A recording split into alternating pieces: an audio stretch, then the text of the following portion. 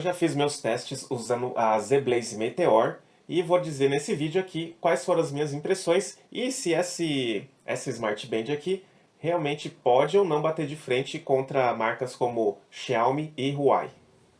Fala pessoal do YouTube, tudo bem com vocês? Sejam bem-vindos ao canal. Meu nome é Júlio e hoje eu quero trazer um review aqui dos meus primeiros dias utilizando essa Smart Band aqui, que é a Meteor da ZBlaze. A ideia é fazer um vídeo dinâmico, então vou passar bem rapidamente como eu percebi aqui os monitoramentos de saúde, monitoramentos de atividade física e outros recursos que essa pulseira tem para oferecer. Antes de começar falando dos recursos, eu vou falar do aplicativo em si, né? Como é que é a usabilidade dessa pulseira.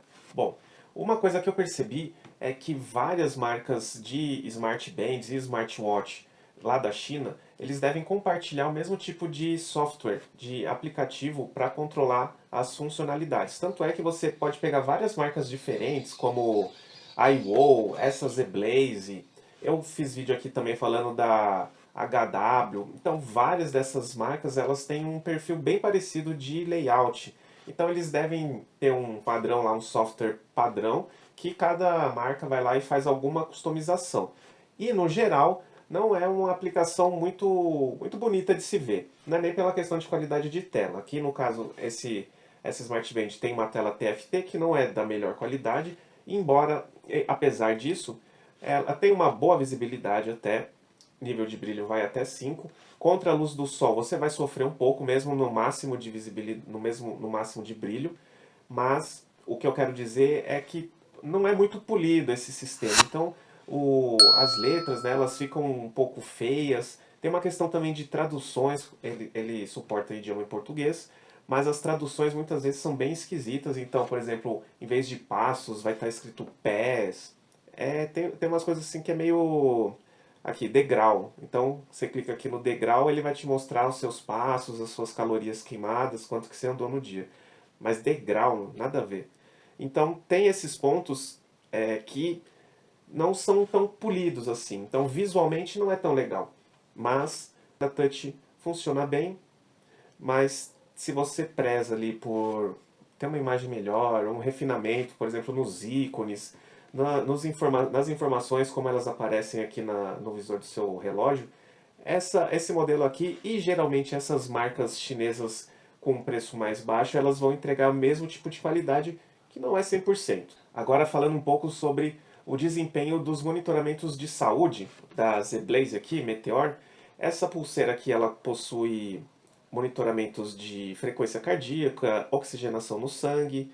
Um diferencial dessa pulseira é a questão da pressão arterial também, que ela faz a medição. Você também vai poder, e você também consegue controlar ali como que é o seu sono, né? Como que é a qualidade do seu sono através da pulseira. Bom, dentro desses recursos, vou passar um a um. Na questão do sono, eu achei que ela é bem imprecisa. Para começar, ela tem níveis, só tem um nível de sono leve, sono REM, sono profundo e despertar.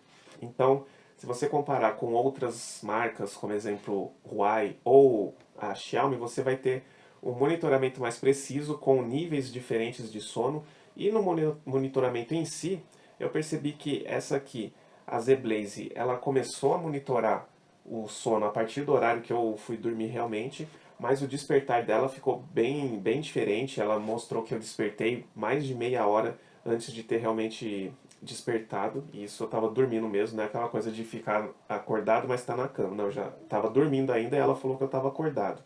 E um outro ponto também, ela mensurou sempre errado alguns despertares, mesmo em noites que eu não tive despertar, ela informava despertares que eu não tive. Comparando com o monitoramento da Smart Band 7 da Huawei, por exemplo, as discrepâncias são bem grandes na qualidade do sono durante todas as noites que eu testei. Então, para você ter um embasamento, ela funciona, mas ela não vai ser precisa para você medir a qualidade do seu sono. Em relação à frequência cardíaca, mais uma vez, eu sempre usei como base de comparação o Huawei Band 7, porque já tem outros vídeos aqui que eu falo o porquê de eu confiar nas informações que vêm dos aparelhos da Huawei. Enfim, fazendo a comparação então entre a ZBlaze e a Huawei, A Z-Blaze teve batimentos cardíacos bem próximos ali, uma variação de 5 batimentos por minuto, geralmente. Mas um ponto que eu achei bem esquisito, esses batimentos ao longo do dia foram aumentando a diferença. Então na manhã, né, durante o período da manhã, os batimentos estavam bem aproximados ali entre os dois relógios, mas aí a partir da tarde, indo para a noite, daí essa diferença foi aumentando, chegando a ficar ali em torno de uns 20 batimentos por minuto. E daí já é bastante coisa.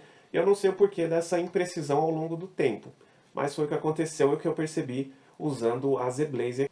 O monitoramento de oxigenação no sangue foi bem parecido, então os dois sempre mantiveram ali os mesmos níveis de medição, variava ali em torno de 1%. Uma grata surpresa foi a medição da pressão arterial, porque é um recurso que não está disponível na maioria dos relógios, ou então é um recurso para aparelhos um pouco mais caros, e essa Smart Band aqui, que é bem barata, está na faixa aí de uns R$ 110 se você comprar importado direto, sem ter taxação, você tem uma precisão bem legal. Eu fiz a comparação com um aparelho de medição de pressão mesmo, e ao longo do dia, conforme eu fui acompanhando, as medições elas tiveram uma variação muito pouca, tanto na sístole quanto na diástole. Vou passar agora então para a avaliação dos monitoramentos de atividades físicas. Bom, se você está pensando em ter uma Smart Band ou um smartwatch para fazer medição de atividades físicas, passa longe dessa aqui. Essa aqui foi um desastre nas minhas avaliações, mais uma vez, reforço, comparando com aparelhos da Huawei. Ela tem uma imprecisão muito grande a partir de contagem de passos.